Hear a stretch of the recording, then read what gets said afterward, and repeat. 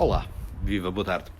Cá estou outra vez, acabamos agora de celebrar a Santa Missa, porque ainda não conseguimos arranjar a placa gráfica externa para conseguirmos emitir em direto e, portanto, conto pô-la no ar às 7 horas da tarde, mas vai ser um bocadinho difícil porque os carregamentos destas coisas são um bocadinho mais complexos que aquilo que eu julgava. Como de manhã trabalhamos um bocadinho sobre a tradição patrística da Igreja, para ajudar e alimentar a nossa oração.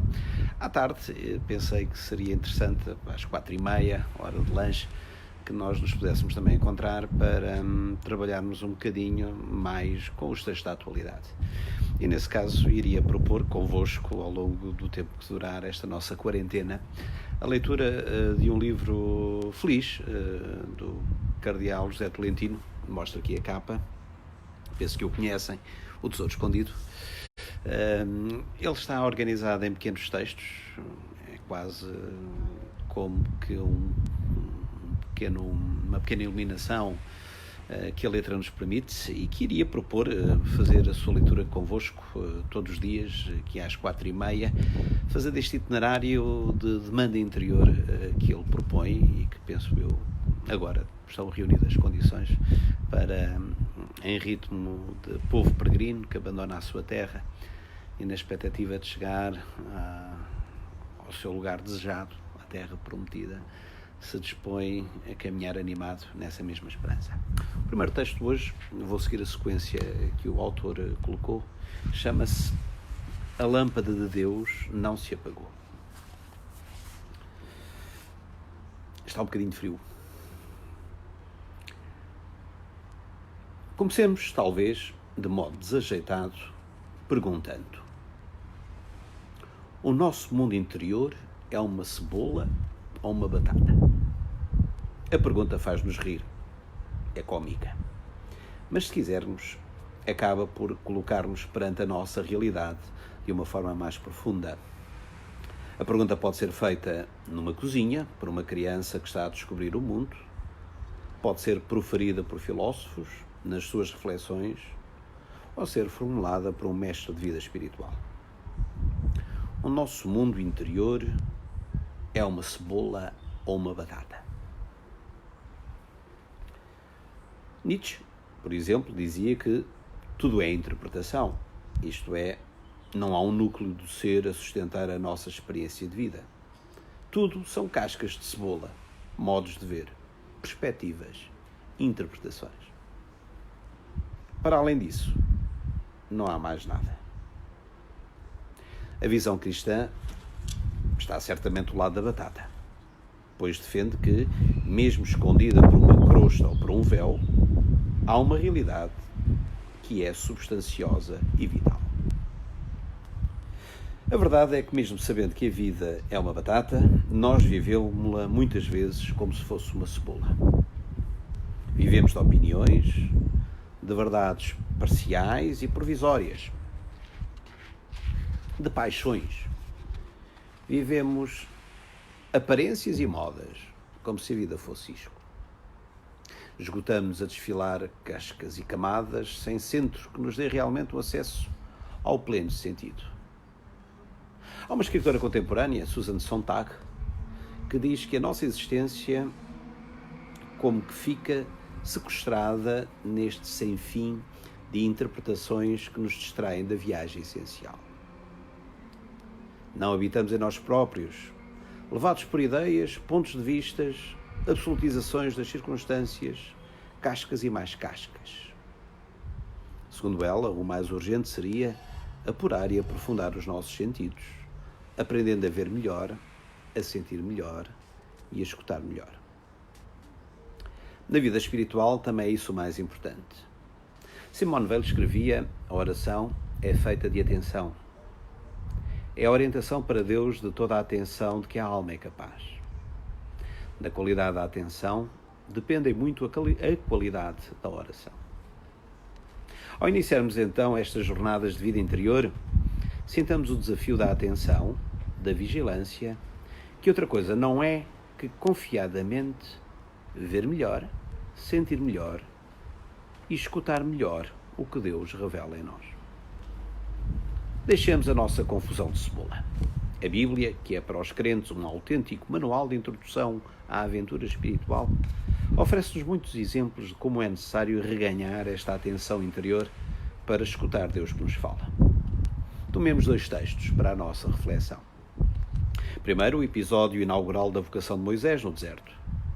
Moisés estava a apacentar o rebanho de Jetro, seu sogro, sacerdote Madiã.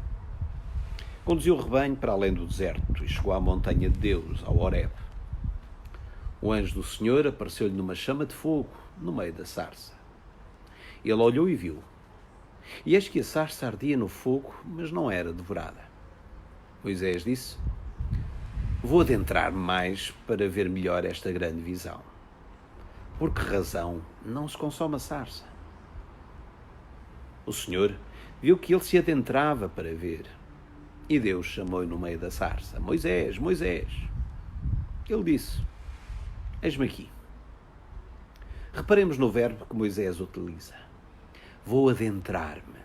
Quer dizer, vou avizinhar-me o mais possível. Vou colocar-me dentro. Vou como que mergulhar no que está diante de mim. Quando ele deixou de satisfazer-se com as visões parciais, distanciadas e nebulosas, quando desejou com todas as forças uma certeza clara para as perguntas do seu coração, diz-nos o livro do Êxodo que o Senhor viu-o e chamou-o. O Senhor está pronto a chamar-nos. Adentremo-nos. Deixemos uma espiritualidade vaga onde somos espectadores dispersos. Busquemos aquele que confirma, aquele que dá consistência ao nosso desejo. Aprendamos também com o relato da vocação do profeta Samuel.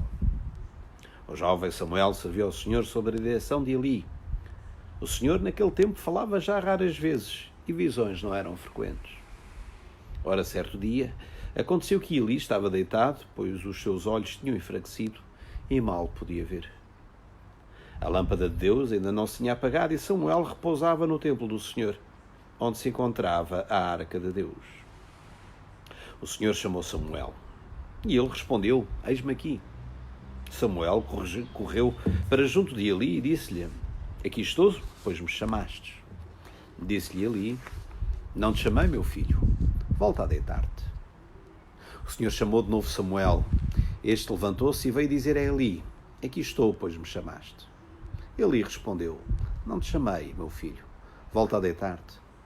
Samuel ainda não conhecia o Senhor, pois até então nunca se lhe tinha manifestado a palavra do Senhor. Pela 3ª vez, o Senhor chamou Samuel, que se levantou e foi ter com Eli. Aqui estou, pois me chamaste. Compreendeu então Eli que era o Senhor quem chamava o menino, e disse a Samuel: vai e volta a deitar-te. Se for chamado outra vez, responde: fala, Senhor, o teu servo escuta.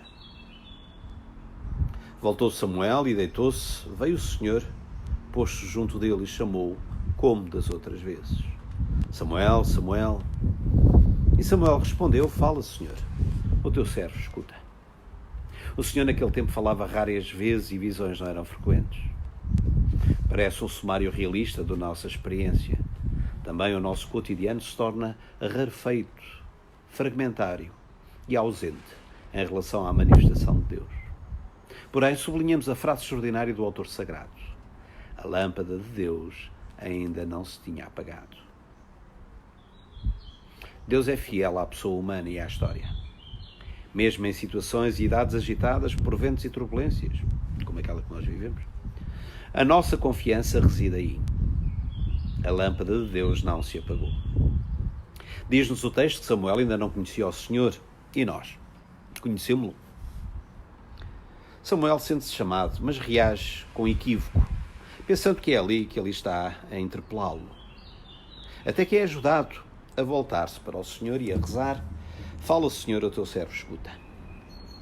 O Senhor não deixa de comunicar-nos, mas é preciso pedagogia espiritual que nos ajude a fazer voltar para Ele os nossos sentidos interiores. Voltar-se para o Senhor é sentido literal da palavra conversão. O caminho crente é esse exercício pedagógico e prático de conversão, essa oportunidade real de viragem que Deus nos oferece. Nas horas noturnas ou solares da nossa vida, nas horas em que estamos a viver, rezemos com inteireza de alma a oração do jovem Samuel.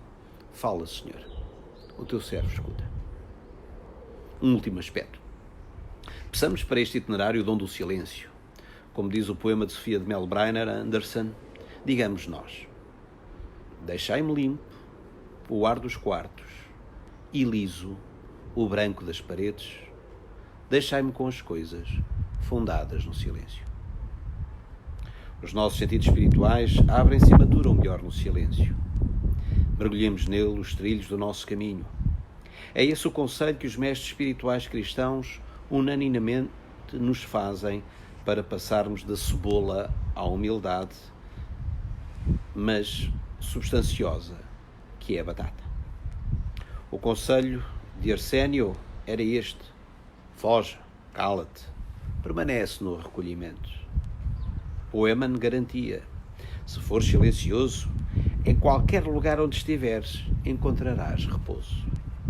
João Clímaco, na primeira metade do século VII, escreveu: